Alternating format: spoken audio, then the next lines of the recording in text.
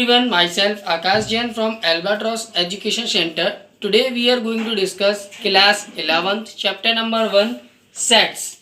Guys, basically set होता क्या है? Set is a theory which is given by the German mathematician George Cantor. Set एक mathematician German mathematician थे George Cantor, उन्होंने इसकी theory को दिया था। सेट्स का यूज़ हम लोग ज़्यादातर मैथ्स की हर ब्रांच में करते हैं, चाहे वो ज्योमेट्री सेक्शन की बात करें, चाहे हम सीक्वेंस की बात करें, रिलेशन फंक्शन के कंसेप्ट को डिफाइन करने की बात करें, या probability etcetera and so on.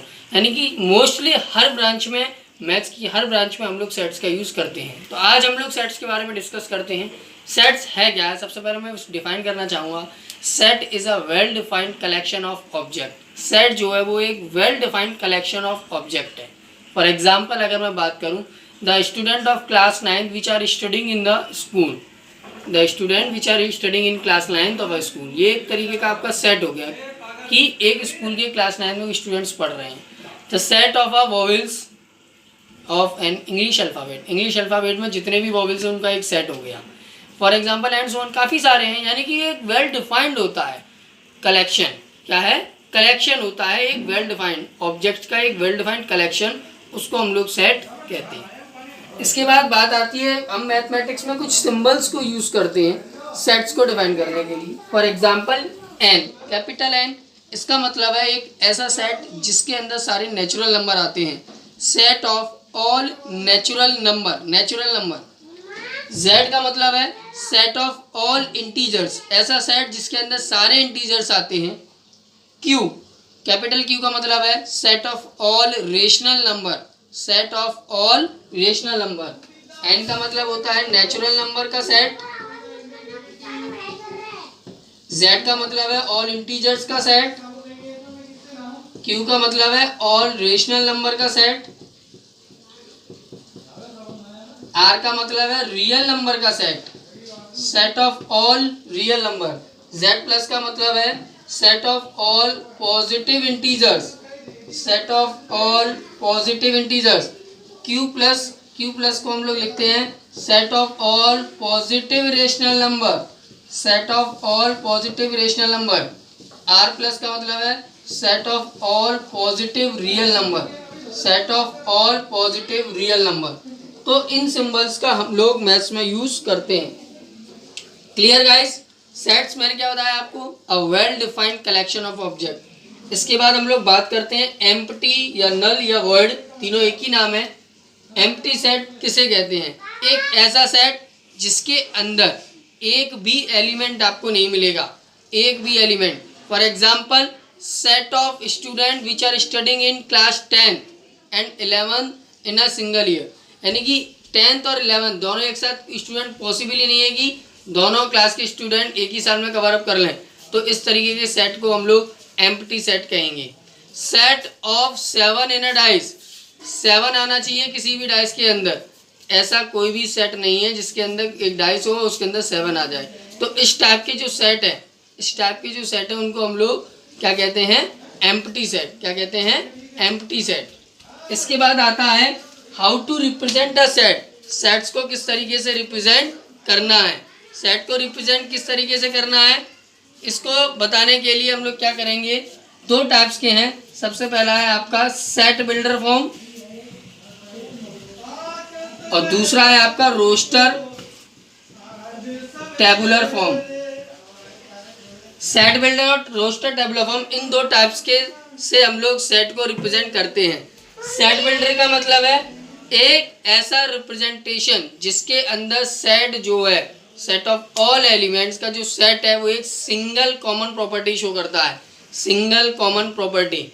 अगर मैं बात करूँ रोस्टर और टेबुलर फॉर्म की, रोस्टर और tabular form is that kind of representation in which the elements are distributed या क्लासिफाइड बाई कॉमा, जिसको हम लोग सेट्स के जो अंदर एलिमेंट्स होते हैं उनको कॉमा से डिफरेंशिएट करते हैं। And are enclosed with braces, and are enclosed with braces. इस तरीके की जो आपका करली ब्रैकेट होता है उस तरीके से हम लोग रोस्टर और टेबुलर फॉर्म में इसका यूज़ करते हैं। मैं इसको एग्जांपल के तरीके से क्लैरिफाई करना चाहूँगा। जैसे कि आपका ये लिखा हुआ है 3, 6, 9, 12, तो ये जो फॉर्म है ये आपकी रोस्टर और टेबुलर फॉर्म है। क्यों? क्योंकि इसके अंदर एलिमेंट्स को मैंने कॉमा के द्वारा सेपरेट किया है, एलिमेंट्स को कॉमा के द्वारा सेपरेट किया है, इसलिए ये आपकी रोस्टर फॉर्म है। और इनको मैंने आपका ब्रेसेस के द्वारा, करली ब्रैकेट के द्वारा एनक्लोज किया। अगर मैं इसी सेट ऑफ एलिमेंट्स को सेट बिल्डर फॉर्म में लिखूंगा तो क्या लिखूंगा? इसी सेट ऑफ, इसको लिखने के लिए मैं क्या करूंगा, आपका ये हो जाएगा x such that x is a 3n where n belongs to natural number और n की जो वैल्यू है इट इज ग्रेटर देन 1 और इक्वल टू और लेस देन और इक्वल टू 4। तो इस टाइप से जब मैं इसको रिप्रेजेंट कर दूंगा तो ये आपका हो जाएगा सेट बिल्डर फॉर्म। ये आपका हो जाएगा सेट बिल्डर फॉर्म। क्यों? क्योंकि यहाँ पर एक सिंगल कॉमन प्रॉपर्टी आ रही है, वो है x is 3n। Single common property आ रही है, वो है आपकी x इज 3n। तो जब हम इस तरीके से इसको लिख देते हैं तो ये हो जाता है आपका सेट बिल्डर फॉर्म। और कॉमा लगा के और ब्रेसेस से एनक्लोज कर दें तो उसको हम लोग बोल देते हैं रोस्टर टेबुलर फॉर्म। इसको क्लैरिफाई करने के लिए एक चीज़ और है, class first second third fourth में आप लोग पढ़ते हुए आएंगे कि नंबर सिस्टम को रिप्रेजेंट करने के लिए आपने दो तरीके की फॉर्म पढ़ी थी। ये तो आपने लिख दिया था है ना, लेटर फॉर्म या वर्ड फॉर्म, और इसको हम लोग लिख देते हैं 456 इस तरीके से हमने लिख दिया। तो ये तो आपकी कौन सी रिप्रेजेंटेशन कहलाई? ये आपकी रिप्रेजेंटेशन कहलाई राइट इन वर्ड्स वाली, राइट इन वर्ड्स और राइट इन नंबर्स। ये हो गया आपका राइट इन नंबर्स, ये हो गया आपका राइट इन वर्ड्स। तो इस तरीके से हम एक चीज़ को दो तरीके से रिप्रेजेंट करते थे। ऐसे ही सेट्स में है, एक ही चीज़ को दो तरीके से रिप्रेजेंट करते हैं। ये वाली जो थ्योरेटिकल फॉर्म आपको नज़र आ रही है ये आपकी कहलाती है सेट बिल्डर फॉर्म। ये जो थ्योरेटिकल फॉर्म है ये है आपकी सेट बिल्डर फॉर्म। और जब हम इनको कॉमास के द्वारा सेपरेट कर दें और ब्रेसेस से एनक्लोज कर दें तो ये आपकी कहलाएगी रोस्टर और टेबुलर फॉर्म। Clear guys? इस तरीके से हम लोग सेट्स को क्लैरिफाई करते हैं। इसके बाद आता है फाइनाइट और इनफाइनाइट सेट। फाइनाइट और infinite. Finite sets those sets in which the number of elements are finite, जिसके अंदर नंबर ऑफ एलिमेंट्स क्लैरिफाई होते हैं, डेफिनेट होते हैं, हमें पता है 2 हैं, 4 हैं, 10 हैं। इस टाइप के सेट्स को हम लोग फाइनाइट सेट्स कहते हैं। इनफाइनाइट सेट दो sets which does not have any definite number of element, जिसके अंदर डेफिनेट नंबर ऑफ एलिमेंट्स नहीं होते। For example set of all vowels in of an English alphabet. English alphabet के जो हम लोग वोवेल्स होते हैं उसका एक सेट बना दें तो वो आपका डेफिनेट सेट हो जाएगा, फाइनाइट सेट हो जाएगा। क्योंकि हमें पता है कि इंग्लिश अल्फ़ाबेट के अंदर 5 वोवेल्स होते हैं। वहीं अगर मैं इनफाइनाइट सेट के एग्जाम्पल की बात करूं तो इनफाइनाइट सेट की एग्जाम्पल की बात की अगर मैं करूं तो उसके अंदर मैंने एक एग्जाम्पल लिया, set of all points on a line.